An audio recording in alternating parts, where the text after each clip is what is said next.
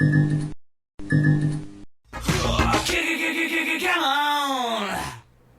everyone, Genome here, come at you with a character spotlight video.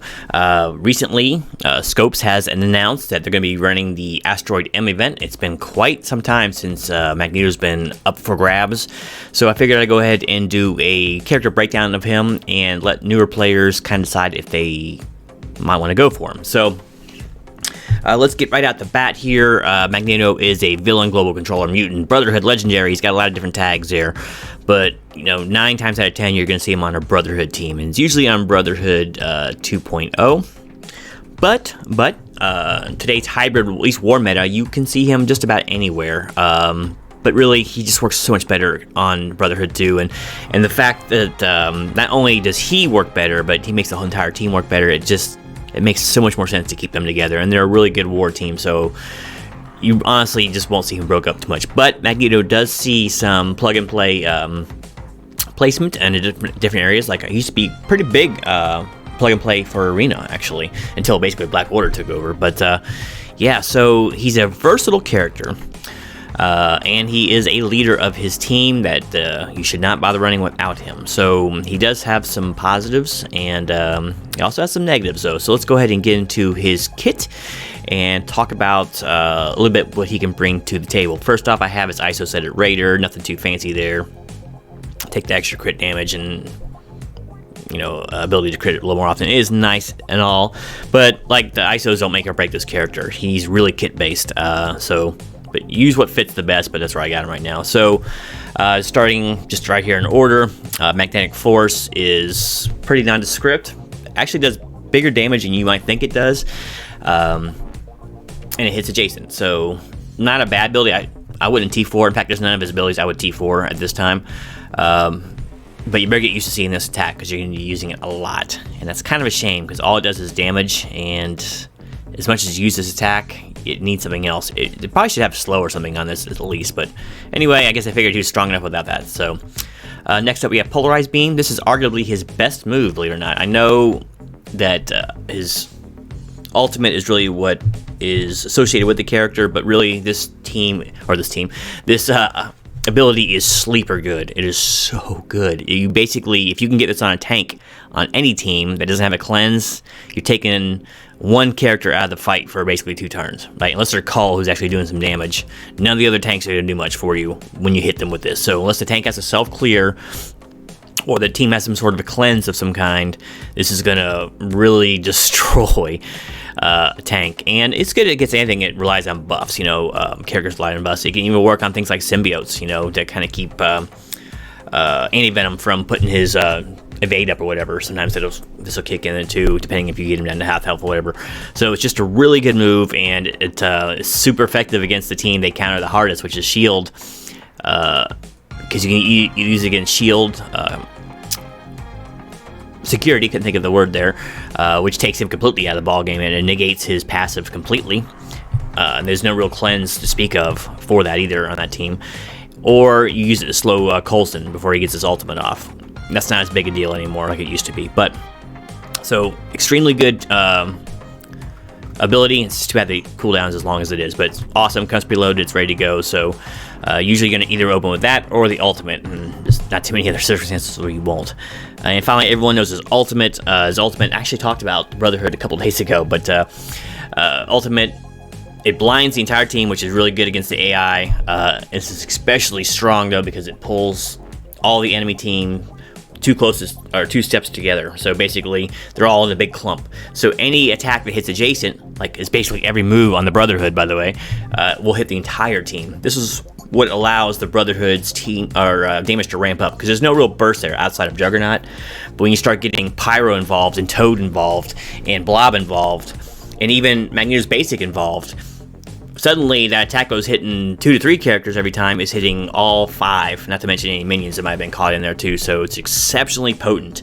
It has a super long cooldown though. This is the one failing of Magneto is his cooldowns are really long, and there's no way to really amp up his charges or his ability energy, so without breaking up the Brotherhood somewhat. So you're basically on a 3-turn timer. If you don't get the other team killed by the 3rd turn, a lot of times the brother doesn't have the sustain to keep going, and it definitely doesn't have the burst damage to knock down some of the Healy teams. This is why you don't run Brotherhood against teams like Marauders and things like that, because they will just heal your damage out, and after 2 turns, when Brotherhood has shot its wad, they're basically sitting ducks at that point, and they'll get picked off at leisure. So excellent ability. Is a little bit strategic, though, so know when to use it. Like, don't bother firing this off against aim security or any team or Asgardian team with why am I forgetting his name now? Because I never used him. Oh yeah, Heimdall, because he'll just negate it completely. If you hit teams like why am I forgetting all the names there? Sinister Six right off the bat. A lot of times Rhino will kick this right back to you if this is the first debuff you're putting onto it. So he's not immune to blind, but he kicks back the very first debuff you throw on him and the entire team. So this will often be gained by him. And you got other teams with a cleanse, like once again Marauders, and can just cleanse this in the first turn. So you have to be strategic with this move. So just keep that in mind. And finally, we're getting down to one of the very first walls of text in this game as far as passives go, and he was it. This used to be like the best buff in the game for quite some time. Basically, all the stuff you see here is don't run Brotherhood without him. He bumps up their health, focus, and resistance, and all that's especially important, especially focus, because you want Pyro to be like dispelling buffs and all that, and making sure he hits with his bleeds. Most of the other ones, it's not too big a deal, and you do want to give a little extra resistance to Juggernaut and maybe even Blob so they hold their taunts, but not totally necessary, especially for Juggernaut. Once he gets taunted, not much is going to remove that, if anything. So, but huge wall of text. I don't think it needs a T4 at all, especially unless you're like super into the Brotherhood. So I'll give this. Magneto is cheap as far as having to spend T4s. You don't really have to do it unless you're going to get really heavily invested in Brotherhood, which I don't really recommend right now. As you can see, I've not brought him up to tier 13. In fact, I'm going to leave him here at 12 indefinitely until 13 pieces get easier to farm and less scarce. There's no reason to bring him up because I'm not using him for anything really except for war offense and RTA. So yeah, that's Magneto in a nutshell. Let's talk about whether I think he's good or bad now. He's exceptionally strong sometimes, and only okay the rest of the time. So his team, the Brotherhood, is really only good in war offense right now and earlier arena, right? Up to, say, rank 500 or so, depending on your arena shard, you can probably go pretty far with Brotherhood in arena because those fights are generally quicker and yeah, sometimes you can just burst them down, and you're playing against the AI, so it's not so bad. Same with a lot of the modes. For raids where you can use Brotherhood, or even the ones that are just like no restrictions, usually they're good for one node, and usually they'll destroy that node pretty good, because basically what happens is usually open up with Magneto's ultimate, he blinds the other team, and the other AIs who dumb to not keep blowing their ultimate, so they're literally missing almost every attack, unless they're immune to that sort of thing, right? So, very strong. So basically between, Juggernaut and Blob taunting back and forth for those first 2 turns, whatever, or 3 turns, whatever, or waves, they're going to be fine on that first node, almost certainly, right? The problem is a lot of that team has longer cooldowns. Juggernaut's taunt takes a long time to get back to once it's gone, and his taunt doesn't last that long because he has a speed up mechanic when he's paired with Magneto. I forgot to mention too on his passive here, if you're with a full Brotherhood team, Magneto's basically, he's in the top 5 fastest characters in this game, I'd say. Toad will go before him in the Brotherhood priority, and then Magneto usually goes right after him. So it works out very well because Toad usually removes a couple buffs if he uses his ultimate first, which he almost always does, making them even more of a sitting duck to Magneto's ultimate. So just something there, but he's a really fast character with other Brotherhood members, but only so speed without them. But yeah, so he's really an integral part of that Brotherhood team, which are good in a few modes, but not a lot. Now, I did mention that they are really good on one raid node, but the second one, sometimes they can hang, but they start losing really quickly because it's, the problems are twofold. For one thing, there's no healing whatsoever on this team unless you have healer ISOs, which is a consideration if you want to raid with them more often. Switch everyone to healer, and especially with like characters like Blob who have really high health pulls, it can actually do some pretty significant healing. But without ISO manipulation, there's no healing to be had on this team. All you have is mitigation, and that mitigation lies almost solely with three characters, basically Blob, Juggernaut, and Magneto, of course, being the most important. Cooldowns are really long on most of that stuff, so it's not going to last. So Magneto fires off his ultimate, to be like 7 turns before it comes back up again. Juggernaut throws this taunt out. It's gonna be like 5 or 6 turns before it comes up again. So it's not good. These guys do not sustain very well at all. So unless you're grossly like overgearing or over leveling some content, they're not good sustaining teams. So, and you really don't want to break up the Brotherhood, because you start losing lots of stuff like 15% extra speed on Magneto and Toad too. You get all kinds of stuff that work together, and Brotherhood works together so cohesively and well. If you start fiddling with their team too much, it's not nearly as good. But you can drop characters like Toad, makes you a lot less survivable because he doesn't auto taunt Blob. But that's getting past the purview of this.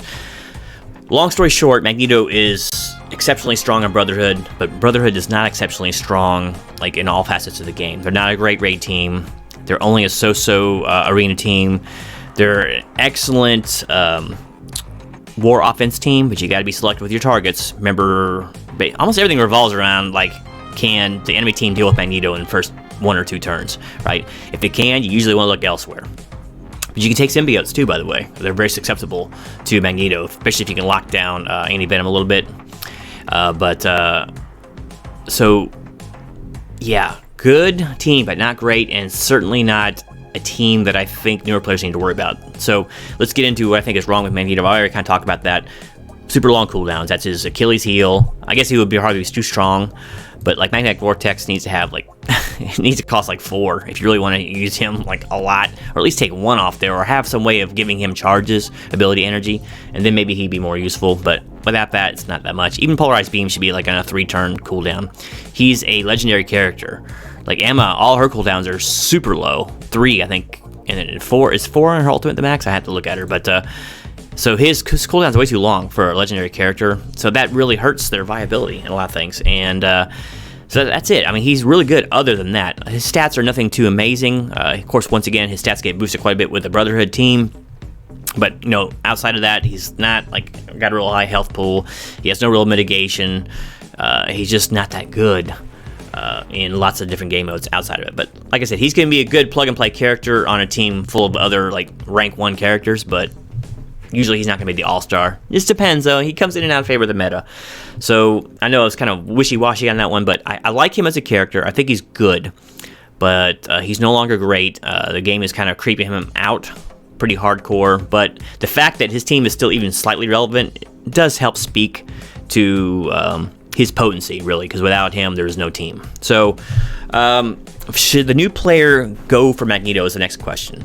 Well, first, he has one of the easier unlocks, actually, of any legendary, and he only requires either 5 Brotherhood and or X-Men, and you can mix and match however you want to characters at 5 stars. Super easy. Lots of X-Men in the game, lots of good ones in the game, and typically you want to go for Brotherhood, but you know, characters like Pyro and Sabretooth are not easy to come by, and usually there's more valuable members. Not that Sabretooth's on Brotherhood anymore, but I mean, you can use him. That's how he used to be on Brotherhood, but on characters like that are not going to be easy to unlock. But you want to go for characters like Juggernaut is Arena Store, or Juggernaut. You can't use Juggernaut, he's not a mutant. But I mean, like Toad in the Blitz Store, I meant to say. And characters like that are easy to farm, but they have to be Brotherhood or X-Men. So, sounds like a lot, but like I said, as far as unlock requirements goes, he's one of the easiest, actually.